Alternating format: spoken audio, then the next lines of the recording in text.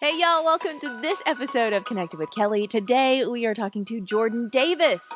He is on fire right now. 3 number one hits. His song Almost Maybes is on the radio, and he has a brand new EP called Buy Dirt. Plus, he just announced he's expecting a baby. He has little Eloise at home, and baby number 2 is on the way. We are diving into all of that and his love for extreme fishing. We'll tell you what he was fishing for that left him shaking. Let's get connected with Jordan Davis. This episode of Connected with Kelly is sponsored by Pickers Vodka, proudly made in Nashville, Tennessee. So Pickers is a tribute to the musicians whose sounds fill the air in Music City. Pickers Vodka is distilled 11 times from non-GMO corn, and it's gluten-free. My new favorite is the Pickers Unplugged Vodka Soda. They're in cans. They are only 96 calories, 0 carbs, great flavors. You need to give them a try. Visit pickersvodka.com to find out more or to order online.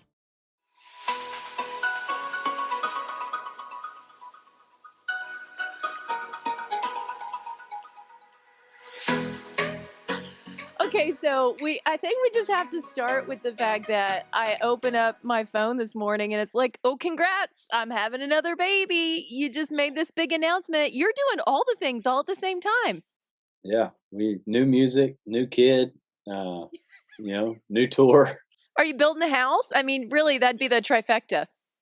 Yeah, that would be actually buying dirt. If that would be, we're attempting it. We're trying. Unfortunately, it costs $30 million to live in Nashville now. So can we talk about real estate prices? It's interesting you said that because I was like, buy dirt. Yeah, everybody needs to buy some dirt, except in the last year. Except in Nashville, you need to sell dirt. You need to sell it right now. Sell it for as high and as fast as you can. It is interesting, though, the concept of trying to buy something. I mean, when I moved to town, we rented for a while. We weren't sure where we wanted to live, and then we got settled into a spot and we really loved it. And now we've got a house and we've got a little bit of land, but you do have that dream. You always want to move up the ladder, right? So where are you guys in the midst of all of that? Now that we've got another baby on the way, are you thinking you need a bigger place, or are you like, look, we're good? Yeah, no, we are at the max in our house now. We've got a little 3-bedroom house and it's great. I love the house. Like we've been there for 4 years. But with baby number 2 coming, every room's full. So I think before long we're going to be looking for another spot. And I mean, not to get into it right now, but that's where a lot of this came from. A lot of buy dirt started by, I knew we weren't going to be in this home forever, and kind of started the process of looking for a place to where we can get to and start building our forever spot and our family home. So we're excited for that next step, but there's gonna be some headaches involved for sure. Get ready for all of it. I do want to ask you about that. That's so interesting you say your forever home, because I grew up in a tiny little town in southern Indiana. I know you grew up in Louisiana. My parents live in the same house they brought me home to so many years ago. And my grandparents always lived in the same home. And that was just it. That was your homestead. Is that the same in your family, or did you guys move a lot? Was there a sense of really digging down deep in roots when you're talking about one particular house? No, I wish it was that. My house that I grew up in, uh, my parents sold, so it's no longer in the family. My dad lives in Shreveport. My mom lives in Texas now, so it's we don't have that, and Yeah. I think that's the thing. You don't really realize how special that is until you get now to where it's where it's you can bring the kiddos back to that house, and so me and Kristen both want that for our kids, that spot that's always home, no matter where they're at, no matter what they're, what's going on in their world. They always have that place that they can come back to. And we love to have family over. Christmases, we always want that to be at our house. Thanksgivings, I got to fight with my brother over that because he's in town too. But Yeah. we want to be able to host that stuff. Speaking of your brother, he was a co-writer on a lot of these songs. Yeah, he's What I can't get away from that dude. He's always trying to write songs with me, man. Listen, it's funny because I knew him before I knew you. So I was doing interviews with him and talking to him. And what was it when you guys really started writing together? How does he how does he write for himself versus writing for you? How is there a certain thing that he puts on it that you know, oh, this is going to be a song that I want to cut instead of one that maybe goes to somebody else? I think, with Jake, I mean, he's my best friend in the world, and knows me better than anybody. Yeah. So I think it's cool that I can call him and say like, hey man, I've got this idea. I don't know where to go with it. Mess with it for a little bit.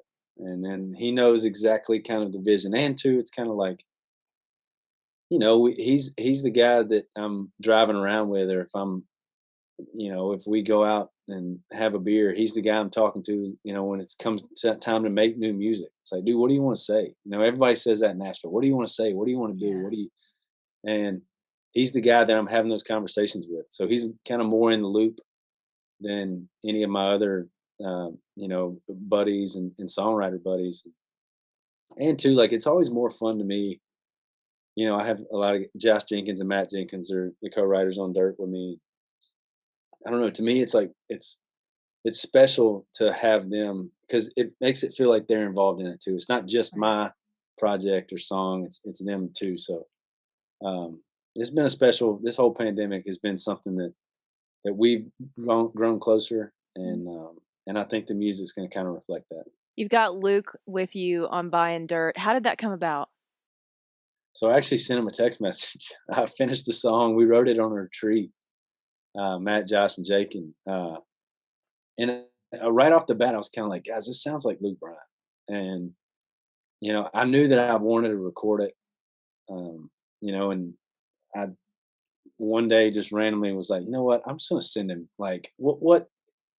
It's always no if you don't ask, like, and so I just attached the song to a text, and I told him I was like, man, this song means a lot to me. It and I think that I think of you when this song, about faith, family, friends, buying dirt. Luke's good at buying dirt. I think he's got a few farms, and so I knew it was going to be something he would connect with, and he did. And I'm super grateful that Luke said yes to this, and I think it really did kind of put it over the top. When I was listening to the EP, I'm going down through here and I'm like, oh my gosh, I so hear my grandfather's voice saying, buy land, baby, because they're not making any more of it. And that's exactly like one of the lines that's in the song. But then I also really started thinking about everything that's happening in your life. You are living these songs truly by adding another limb to your family tree, buying some dirt and making a home for yourself. So it's almost like, is this life imitating art? Yeah. I mean, that's kind of what I always want my music to be. I look back on like some of my favorite artists, and the coolest thing has been able to kind of grow with them. They don't, it doesn't ever feel like they get stuck, and like they're always kind of evolving. And two, it's like, if you're not writing what you're going through at the time, you're just kind of making stuff up, and there's nothing wrong with that. I'm not saying that I'm not going to make stuff up, going forward on next projects, but like, it's always good to have one common thread of like what's going on in your world right now. And for me, that's exactly what Buy Dirt is. Having kids and trying to find that next spot. And like you said, it's my grandpa. That first verse came from a conversation with him. And, it's the one thing there's not going to be made more of is more earth. We've got all we're ever going to get. This So is it. This that's is it, right? And so I'm really, it means a lot to me. So I'm glad that line resonated with you. Okay, so if you say that you're writing and hopefully living out some of the songs, either vice versa, it's something that you've lived or it's something that you're gonna live out. Tell me about I Still Smoked. Did you smoke? I did. I did. I used to Me smoke in too. college. I Me know. too. Why did we do this to ourselves, Jordan? We were so It's so dumb. I know, I like look back on it now. I'm like, ah, I don't even think I really enjoyed cigarettes that much. I Oh, just I did. like, I really did. I did you? really loved them. Yeah. I was just like, man. But I like it was something that like everybody did. You're at the bar and like you're drinking and like, Hmm. you're just like, well, I guess I'll smoke a cigarette, might as well. And then before you know it, you're like, oh wait, I smoke cigarettes. uh but yeah, that song kind of to me is I always thought it was like really cool to like kind of timestamp something with Yeah. something that you're doing. And I remember us writing me and Randy Montana and Jonathan Singleton wrote that one. And the initial idea was back when Daddy still smoked. And Mm. I remember right when Randy said that, I was like, "Yeah, we have to write that. Like that's a killer idea." And then it just morphed into like, I think I said I was like, "Man, I used to smoke cigarettes in college. I know Jonathan used to smoke." And I just thought it was really cool to kind of timestamp that, um, kind of put a relationship with it and see the progress of the relationship Yeah. to back when, like, we started dating back when I was still smoking cigarettes, and we're still there. So I don't know, that song is it's pretty cool, and I'm glad that it's on there. Two asthmatic kids just bonding over the fact that what were we thinking? It's crazy. I That even is so told crazy. Kristen this, like I was like, I like said something about it. I was like, man, I wonder if my mom knew that I used to smoke cigarettes, and I was like, Yeah. yes, she of course she knew I smoked cigarettes. Because isn't Why? it crazy now where somebody can smoke cigarettes and like they walk in the room and it's like, oh, they smell like cigarettes. But like in high school, we were like, oh, I'm totally covered up. There's no way that she knows I've been smoking cigarettes. And looking at this EP and seeing it, it really does feel like it's very much a snapshot of your life, either at a different time or what you're living now. Why were these the songs that I'm sure you had tons to pick from? Why were these the ones that made the final cut? Yeah. Uh, I mean, Buy Dirt is, like we've said, it's kind of Yeah. a spot that I'm in right now. Um, you know, uh, Drink had me, I think, early on in this pandemic. More than not, the drink was having me. Happy hours getting pushed up every day till about 3 o'clock. You give a musician too much time on his hand, he's gonna find something to do most of the times over cold beer. Uh, so, and then also too, it's like trying. I think this was a very trying year for everybody, and a very trying year for me and Kristen. Just we'd never spent this much time around each other. Because I'm usually on the road half the week, um, and then you throw in a newborn on that. So we've had our fair share of tough times in the pandemic, and I thought that was a great way to kind of end this EP, which that song came after a big fight that we had, and that was kind of my I'm sorry. I'm not perfect, but I'm trying to be better, and that's okay. So I thought that was a good way to wrap this one up. I love that. I know you've got baby number two on the way. You also have a very big tour on the way, and it looks like all of those things are going to be happening in the fall. So, what is that? What is that even going to be like for you? How are you going to make those two things balance? Yeah, I'm. We may have to take that one as it comes. I definitely didn't think that. I don't know. I didn't know if we were going to be on a tour. I knew we were going to try to play, our own shows coming up. I wasn't super sure that I would be on a tour. And then when Kane asked for me to come out, I was like, man, I'm all in. Like, let's do it. And then we find out we're pregnant. And I was like, well, wait a second. Am I going to be playing a show? Like, so fortunately, due date September 2nd. Kane doesn't start until October. So it may be one of those situations where I'm like here for the birth of my son. And then a couple days later, dad's taking off to go play music. But we're just gonna have to make sure there's a lot of family in town to help out. To take care of it all.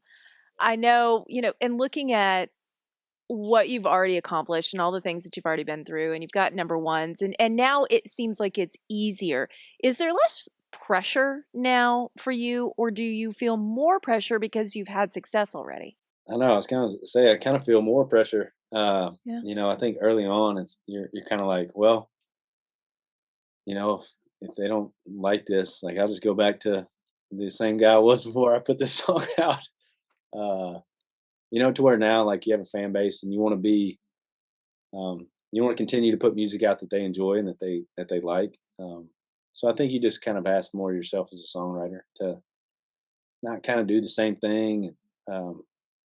Also too, like kind of show what's a glimpse into what's going on in our world.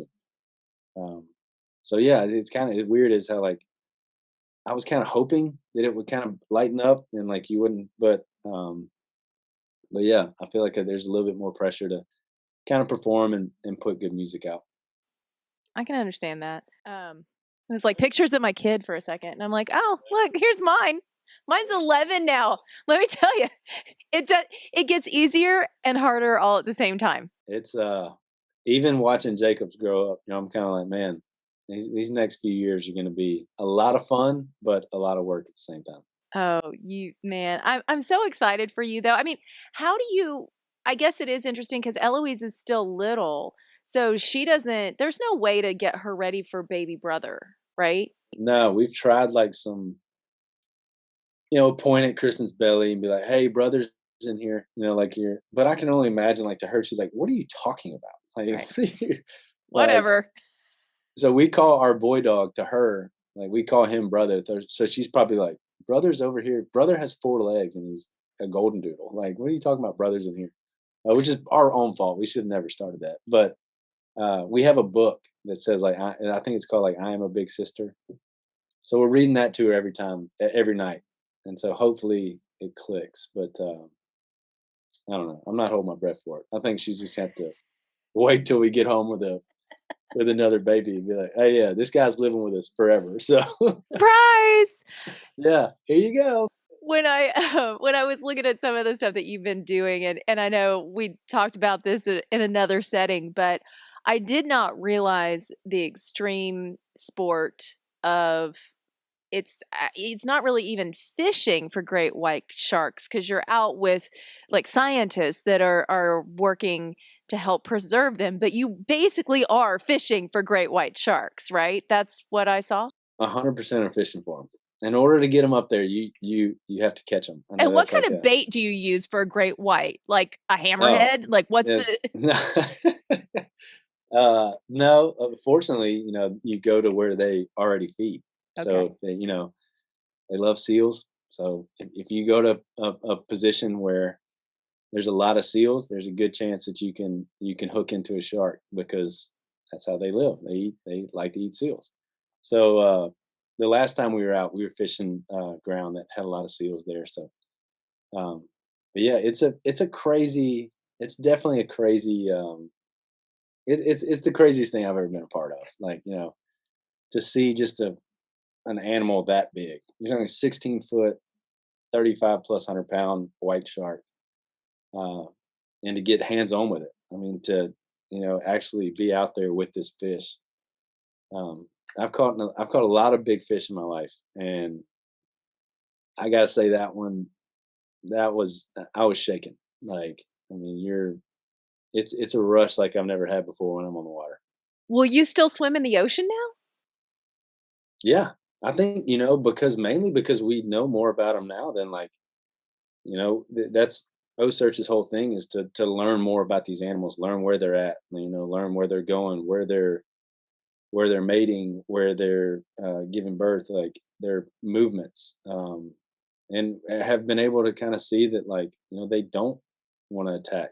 And it's usually when it's kind of between a rock and a hard place, or maybe they do think it's food, or they're chasing food there, and then this is there. So it's like we're learning that they're not really a super aggressive animal. But yeah, I'm still like I still love going to the beach and getting out and swimming, and it's like now it's crazy. I feel like more comfortable swimming in the ocean. Man, I don't know. If I saw something, that's the thing. It's like I know they're there, but that not that I've ever seen one. So I feel like out of sight, out of mind, Yeah,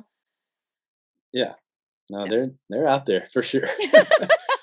There's actually a 16-foot one that I've seen and put my hands on that she's still out there. Holy cow. Do you have any other like extreme things that you really want to do now? Uh, Definitely not in the fishing world. I mean, I feel like I have caught there's not much topping a great white.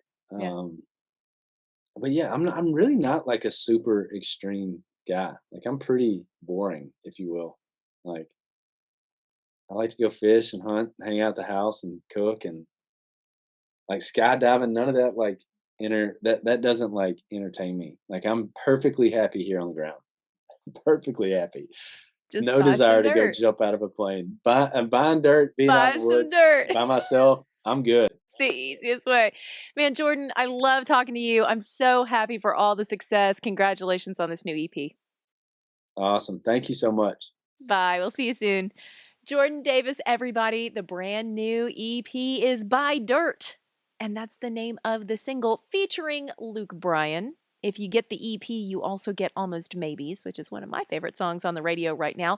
Tell me your favorite Jordan Davis song. Put it below. Make sure that you're subscribed to this incredible series. We're getting some good people for you all lined up. And if you hit that bell, you will be notified when these new episodes drop each and every week. Until then, make sure you're staying connected with all the people and things you love the most. Bye.